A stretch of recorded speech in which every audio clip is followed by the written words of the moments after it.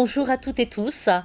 Sabine Goulin, directrice générale des services adjointe à l'Université de Lorraine en charge de la stratégie et de la conduite du changement. L'objet de mon propos aujourd'hui est d'aborder avec vous la construction et l'élaboration des stratégies. Vous avez vu déjà comment on recueille de l'information, comment on pose un diagnostic. Vous avez pu également voir qu'est-ce que l'on fait de ces données avec notamment l'outil qu'est le Board Development SWOT. Et dans cette vidéo, je vais vous parler d'élaboration de la stratégie et de sa déclinaison. L'élaboration et le développement d'une stratégie dans un établissement d'enseignement supérieur repose sur 4 éléments clés. Il s'agit de la vision, il s'agit des axes stratégiques, il s'agit des objectifs et il s'agit des actions. Le tout visant l'atteinte de résultats permettant la mise en œuvre et l'atteinte de la vision que l'établissement a pour son avenir. Pour travailler sur ces éléments, l'utilisation des travaux de l'étape précédente des Board Development SWOT va être essentielle. Et je vais y revenir très vite. Nous allons d'abord parler de la vision stratégique. Cette vision est très politique et elle tient compte du degré de faisabilité tant dans le temps qu'avec les ressources que l'établissement a, et bien entendu du cadre légal et réglementaire dans lequel il se situe. Ce qui est important sur la vision, c'est bien d'avoir quelque chose d'ambitieux. C'est là où on amène l'ensemble de l'établissement pour la suite de son parcours.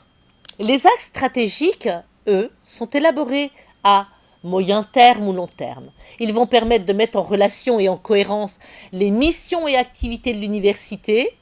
C'est ce que l'on appelle l'alignement stratégique.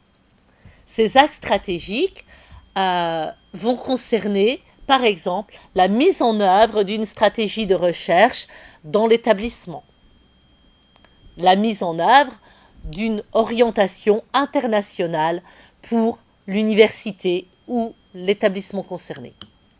Les axes stratégiques sont donc prioritaires pour l'établissement.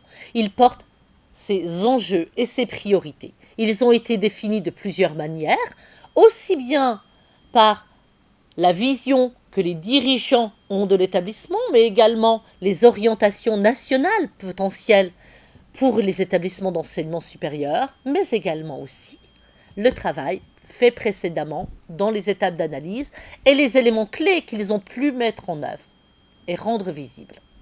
Pour chaque axe stratégique, nous allons associer des objectifs et des résultats. Il s'agit de définir les buts à atteindre pour chaque axe stratégique. Qu'est-ce que je veux atteindre? Quels résultats visibles je veux voir? Quelle transformation je veux voir s'être opérée dans mon établissement dans 2, 3, 4, 5 ans? Cette étape d'identification des objectifs de chaque axe stratégique et des résultats que l'on va vouloir voir est vraiment essentielle à la réussite du projet de développement de l'université. Nous avons, dans les étapes précédentes, fait de l'analyse d'informations recueillies. C'est à ce moment que ces analyses deviennent très importantes. Si un axe prioritaire relève de la formation, eh bien, nous allons prendre tous les éléments dans les étapes précédentes, tous les éléments des Board Development SWOT, du domaine formation, du domaine recherche, du domaine finance, RH, infrastructure, système d'information, qui peuvent être utiles à mon objectif de formation. Et c'est ainsi qu'en travaillant, nous pouvons éviter de cloisonner les activités dans l'établissement. Nous ne travaillons donc pas dans ce que l'on appelle en silo ou par domaine.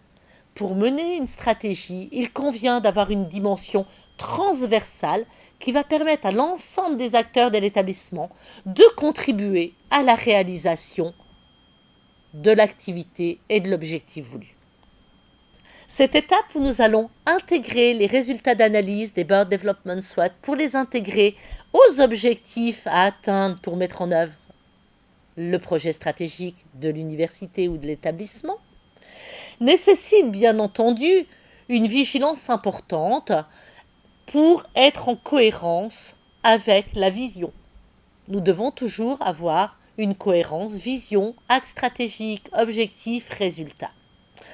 C'est le terme que j'ai utilisé précédemment, d'alignement stratégique. Après avoir identifié les axes stratégiques, les objectifs nécessaires, il convient maintenant d'identifier les actions permettant la réalisation de ces objectifs. Ces actions peuvent être à court terme ou plus long terme. Nous avons des actions parfois qui ne prennent que quelques semaines et concernent que quelques personnes. D'autres actions seront sur le plus long terme. Une action doit permettre de clarifier les étapes nécessaires, les ressources dont on a besoin, les personnes concernées pour atteindre la tâche à mettre en œuvre. À la fin de cette étape, concernant l'élaboration et la construction des stratégies, chaque établissement a ainsi à sa disposition un portefeuille d'activités qui comprend la vision, les axes stratégiques, les objectifs et les actions à mettre en œuvre. La mobilisation de l'ensemble des personnels de l'université est très importante pour cette étape, parce que lorsque l'on participe à l'élaboration d'une activité, il est beaucoup plus aisé de la mettre en œuvre ensuite et d'en comprendre les enjeux et les objectifs. Nous allons, dans l'étape suivante, parler de la mise en œuvre de ces actions. Je vous remercie.